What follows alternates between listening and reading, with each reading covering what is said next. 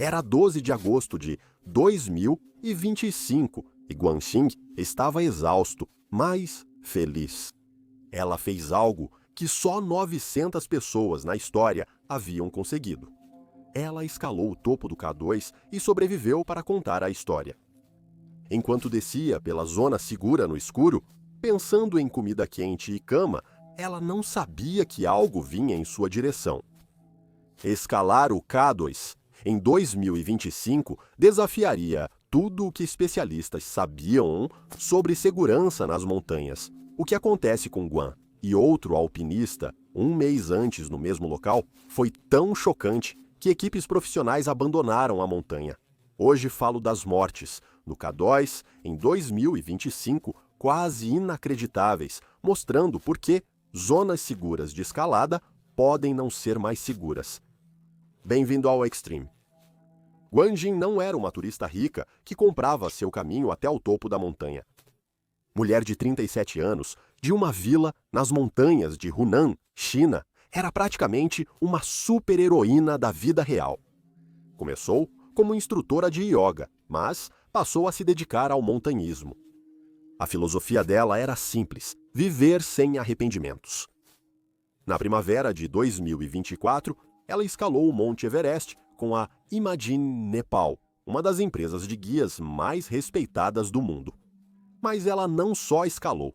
Ao chegar ao cume, a 29.032 pés, tirou as luvas a menos 40 graus Celsius e fez uma parada de cabeça perfeita por 20 segundos no topo do mundo, onde há só 1/3 do oxigênio necessário ao cérebro.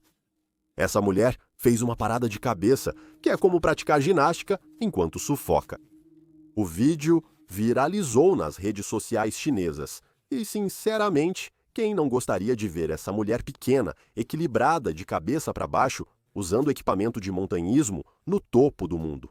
Mas o que torna sua tentativa no K2 ainda mais notável é isso. O K2 foi apenas o segundo grande pico de 8.000 metros dela. Ainda era nova nesse nível extremo de montanhismo, então, ao decidir tentar o K2 em 2025, ela estava basicamente indo do Everest, que é alto, mas mais simples, para o que muitos consideram a montanha tecnicamente mais difícil do mundo. É como passar de dirigir com sucesso um carro de corrida em uma estrada reta para tentar o Grande Prêmio de Mônaco. Claro, ambos envolvem alta velocidade e perigo, mas um é infinitamente mais complexo e mortal do que o outro. O Everest é sobre resistência e altitude. É brutal, mas segue um padrão previsível. O K2 é sobre habilidade técnica de escalada, timing perfeito em relação ao clima e puro instinto de sobrevivência.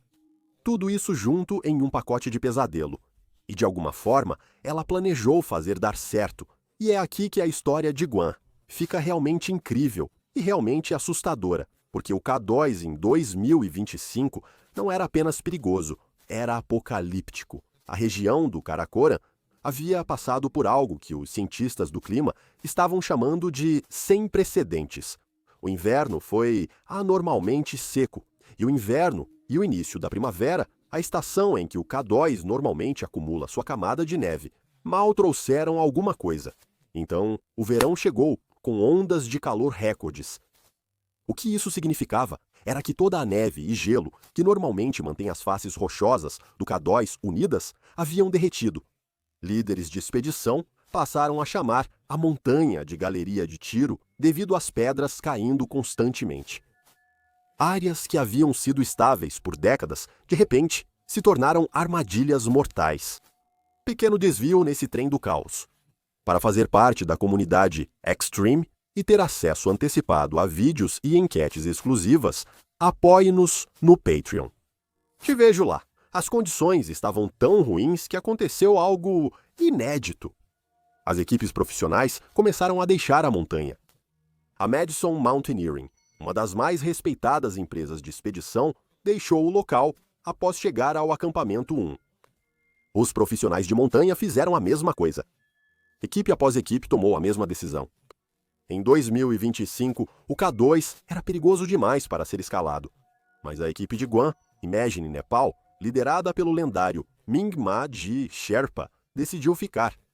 Agora, você deve estar se perguntando por que um dos guias Sherpa mais experientes do mundo arriscaria quando outros profissionais estavam fugindo. A questão sobre Ming-Ma-Ji é que ele não é só um guia comum.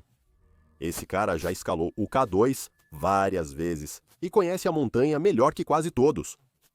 Ele vinha monitorando as condições de perto e sabia que, se esperassem pela janela de clima perfeita e se movessem rápido, poderiam fazer dar certo. A equipe dele ajudou a fixar as cordas, então sabia exatamente o que enfrentaria em cada parte da rota. Uma aposta calculada de um dos melhores do ramo teve sua chance em 11 de agosto, após semanas aguardando a janela de clima ideal. Guan Yu, sua equipe, começaram o ataque ao cume no escuro, com sua lanterna iluminando a subida rumo ao topo da montanha mais perigosa do mundo. E sabe de uma coisa? Ela mandou muito bem. A subida foi tão tranquila que por volta das 15h32, às 15h32 de 11 de agosto, no horário do Paquistão, Guanjing estava no topo da montanha selvagem. Ela conseguiu. Ela entrou para um clube exclusivo de menos de 900 pessoas em toda a história da humanidade. Foi e ainda é uma conquista e tanto digna de celebração. Mas tem uma coisa sobre o K2. Chegar ao topo é só metade da batalha. Agora ela precisava descer viva. A descida iniciou como esperado. Guan Yu e sua equipe estavam claramente cansados. Eles estavam no que os montanhistas chamam de zona da morte há mais de 20 horas, mas estavam se movendo de forma constante, presos nas cordas fixas, seguindo o protocolo adequado de descida. Eles precisavam descer novamente pelo gargalo. O gargalo é um corredor estreito de gelo, a 8.000 metros de altitude e cerca de 3 metros de largura, com uma grande parede de gelo suspensa acima. O Serac, esse penhasco de gelo, tem o tamanho de um prédio e pode desabar a qualquer momento sem aviso. Ele já desabou antes, na verdade várias vezes. Em agosto de 2008, 11 alpinistas morreram no K2 após um Serac se desprender no gargalo, levando as cordas fixas e deixando-os presos na zona da morte à noite, em temperaturas de menos 40 graus Celsius. Eles tiveram que escolher entre esperar por um resgate que talvez nunca chegasse ou tentar descer milhares de metros de terreno técnico na completa escuridão, sem nenhuma corda para guiá-los. A maioria morreu congelada antes do amanhecer. Mas de alguma forma, Guan conseguiu sobreviver. Passos cuidadosos e deliberados, testando cada apoio e conferindo 2 vezes cada encaixe na corda fixa. Ela desceu pelo que muitos alpinistas experientes consideram os 300 pés mais perigosos de todo o planeta. Depois veio a Pirâmide Negra, mais 2.000 pés verticais de escalada íngreme e técnica descendo até cerca de 24.000 pés. Esse trecho teve vítimas ao longo das décadas. Alpinistas já caíram aqui quando o puro cansaço os levou a cometer erros simples e bobos que normalmente não cometeriam, como errar uma pegada óbvia, prender o mosquetão no ponto de ancoragem errado ou simplesmente perder o equilíbrio em um terreno que poderiam ter escalado facilmente ao nível do mar. Cada apoio de mão precisava ser perfeito, cada movimento calculado, porque um deslize, um momento de desatenção, uma cãibra na perna ou um erro com o equipamento significa que você vai despencar milhares e milhares de metros montanha abaixo, sem absolutamente nada para parar sua queda. Mas Guan avançava com método e profissionalismo, testando apoios, sempre presa e seguindo as cordas fixas que salvaram muitas vidas ao longo dos anos. E falharam em salvar tantas outras. Finalmente, ela estava totalmente fora da lendária zona da morte do K2. Abaixo de 8.000 metros, seu corpo finalmente poderia começar a funcionar de uma forma que se assemelha ao normal novamente. Seu cérebro pensou claramente pela primeira vez em quase um dia. Seus músculos obedeciam seus comandos, em vez de travar ou ficar dormentes. Ao chegarem ao acampamento 1, a 19.900 pés, algo incrível havia acontecido. Guan desceu com sucesso as partes mais perigosas, técnicas e mortais da montanha mais perigosa do mundo. Ela sobreviveu ao gargalo, onde 11 morreram em um só dia. Ela atravessou a Pirâmide Negra e passou pela Zona da Morte em segurança. Aqui, alpinistas costumam respirar aliviados e focar na sobrevivência, não só no próximo apoio. É onde as equipes brincam dizendo que voltaram à terra dos vivos. Afinal, os piores perigos deveriam estar atrás deles. O tempo passou no acampamento 1. 7, 8, 9 da noite. Guan e equipe descansaram, derreteram neve para a água e talvez comeram algo. As coisas normais e meio entediantes que alpinistas fazem quando não estão tentando não morrer. Por volta das 10 da noite, no horário do Paquistão, em 12 de agosto, eles iniciaram a descida do acampamento 1 ao acampamento Base Avançado. E é aqui que algo interessante acontece na psicologia do montanhismo. Veja, essa seção entre o acampamento 1 e o acampamento Base Avançado é o que a maioria dos montanhistas chama de zona segura. São apenas cerca de 900 metros de descida, caindo de 6.060 metros para cerca de 5.900 metros. Para muitos, 5.900 metros ainda é muito alto, superando qualquer montanha dos 48 estados continentais dos Estados Unidos da América. Para quem ficou o último dia e meio acima de 7.900 metros, 5.900 metros parece quase nível do mar em comparação. Esta é a parte em que os alpinistas finalmente relaxam de verdade, onde eles se soltam de algumas das cordas fixas, porque o terreno não é mais técnico, onde começam a pegar seus celulares para ligar para casa e contar para suas famílias que conseguiram, onde começam a pensar em banhos quentes, comida de verdade e dormir em uma cama de verdade, em vez de apenas sobreviver. O caminho aqui não é muito íngreme. Não há escalada técnica em rocha, cristas estreitas ou penhascos de gelo prestes a desabar. Comparado a outras partes do K2, é praticamente uma trilha, mas aí está o problema. É uma trilha construída sobre um desastre geológico iminente. Veja, o acampamento 1, na maioria das outras montanhas do Himalaia, é considerado o acampamento mais seguro de toda a montanha. É onde os alpinistas vão para se recuperar, descansar e deixar seus corpos se readaptarem. No Everest, no Cho-Oyu e em outros grandes picos, o acampamento 1 é onde você relaxa. Mas o K2 não segue as regras. Toda a área do acampamento. Ao acampamento Base Avançado, tem cascalho solto e rochas instáveis. Não há neve protetora, nem faces de rocha sólida para desviar os detritos.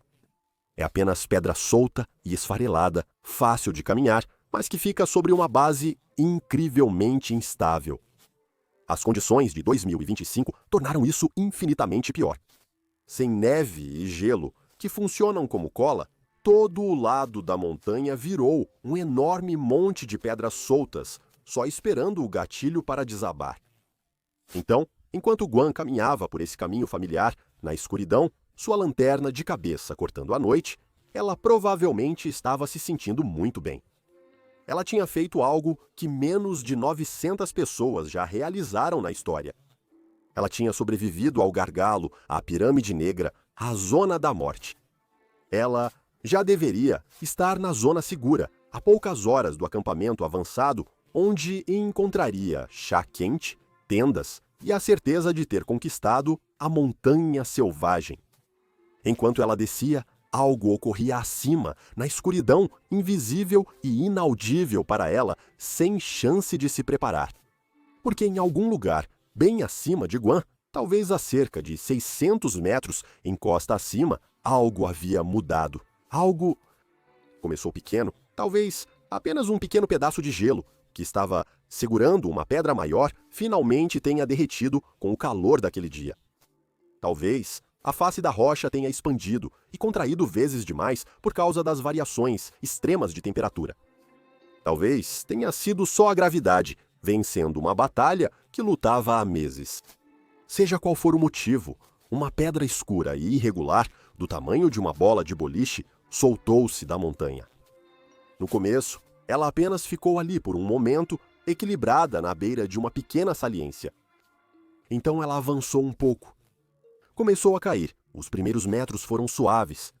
A pedra quicou numa saliência, girou no ar e atingiu a encosta outra vez. Mas a cada quicada, a cada impacto com a face da montanha, ela ganhava velocidade e a cada metro adicional que caía, as leis da física assumiam completamente o controle. 10 metros abaixo na montanha, ela já estava se movendo rápido o suficiente para se despedaçar ao atingir uma rocha maior. 50 metros abaixo, ela já estava se movendo rápido o suficiente para soar como um tiro ao atingir uma rocha sólida. 100 metros abaixo, na face da montanha, aquele pedaço de pedra do tamanho de uma bola de boliche agora estava viajando mais rápido do que um carro na estrada e estava indo diretamente para a rota que todo alpinista usa para descer do acampamento 1 até o acampamento base avançado, indo direto em direção a Guam. Enquanto isso, cerca de 1.500 metros abaixo, Guan vivia um dos melhores momentos de sua vida ao alcançar o cume do K2. Ela descia em um ritmo constante pela trilha familiar, com o feixe de sua lanterna de cabeça dançando sobre as pedras soltas e o cascalho à sua frente. Sua respiração voltou ao normal, ou mais próximo disso, a 5.200 metros de altitude. Suas pernas estavam fortes, sua mente estava clara. Pela primeira vez em mais de 30 horas, ela não estava preocupada ativamente em morrer. Atrás dela, ela provavelmente podia ouvir as conversas baixas de seus companheiros de equipe, talvez o leve tilintar dos mosquetões e equipamentos enquanto eles desciam pela mesma rota. À frente, as luzes do acampamento base, ainda ocultas numa curva, mas ela sabia que estavam lá. Chá quente, sacos de dormir aquecidos e a celebração por sobreviver a uma das montanhas mais perigosas do mundo. Talvez ela tenha ouvido estalos agudos ecoando na escuridão enquanto a rocha se soltava da montanha acima. Ou talvez o som tenha se perdido no vento e nos ruídos normais da montanha à noite. Mesmo assim, ela não podia fazer nada sobre o que aconteceu depois. Porque quando Guan deu mais um passo na trilha, um estalo repentino rasgou a noite.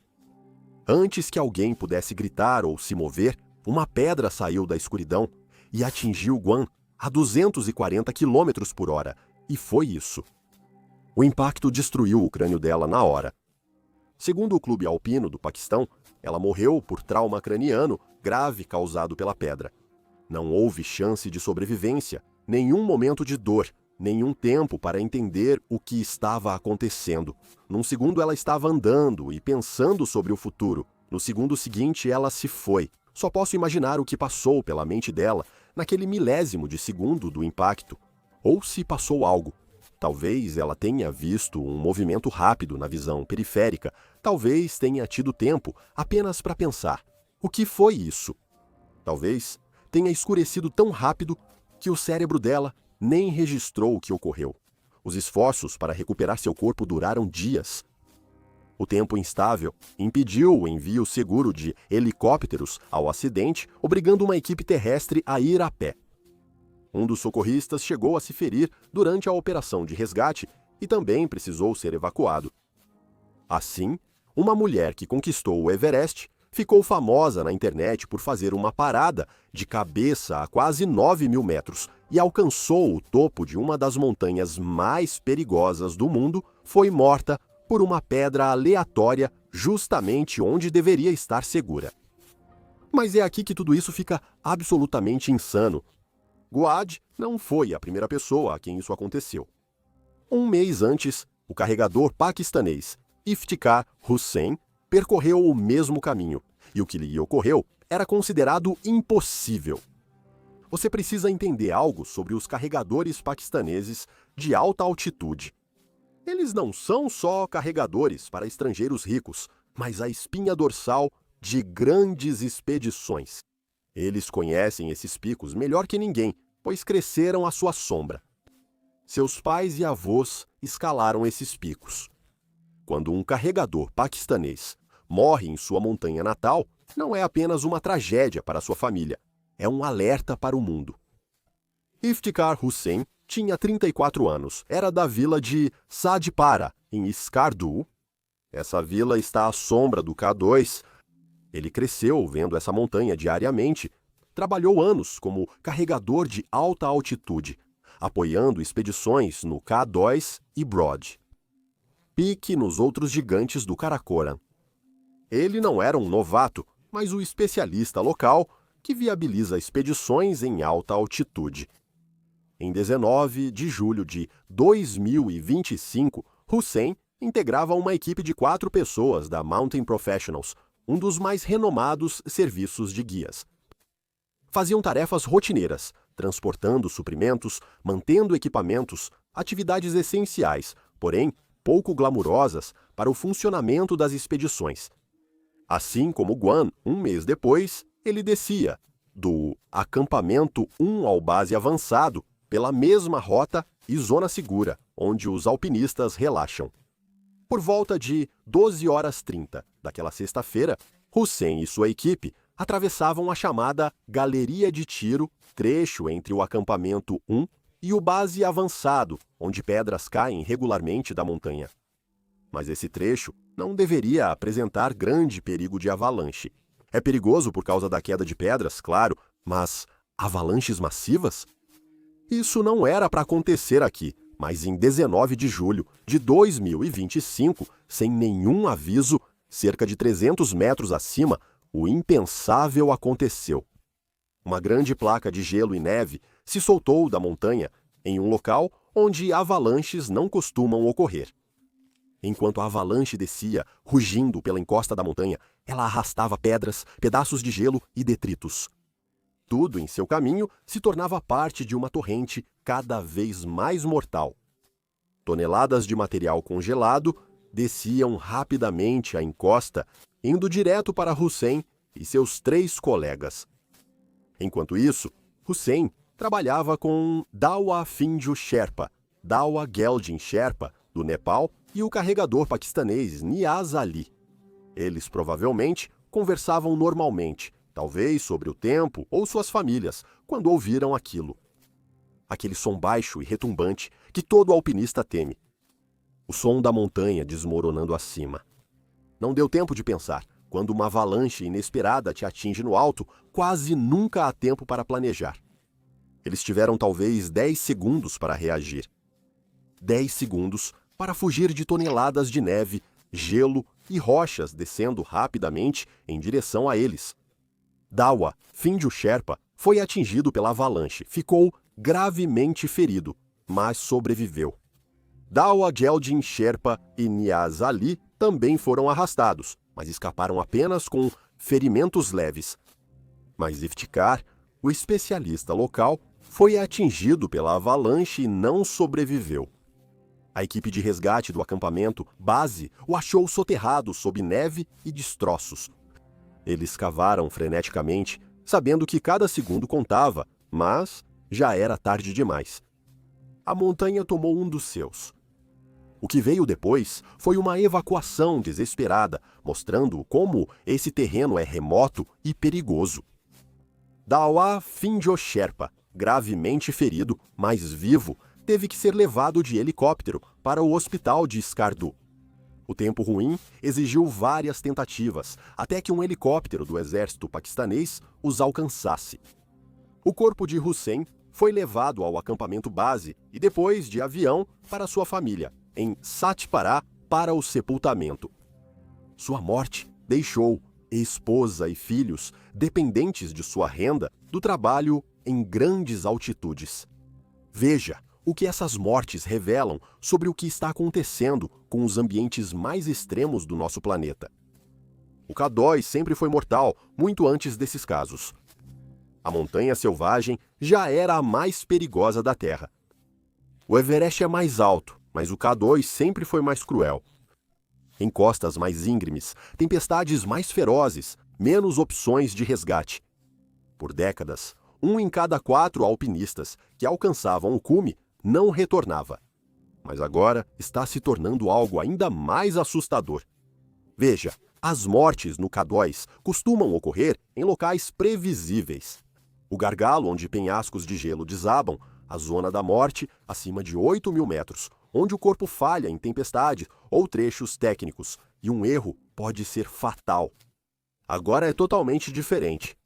A mudança climática não só derrete geleiras e eleva o nível do mar, mas também transforma perigos previsíveis das montanhas em situações inéditas. O aumento das temperaturas está desmoronando faces de rochas sólidas há séculos. Padrões climáticos usados por alpinistas há décadas para planejar rotas estão se desfazendo. Zonas antes seguras para escaladores agora viraram armadilhas mortais.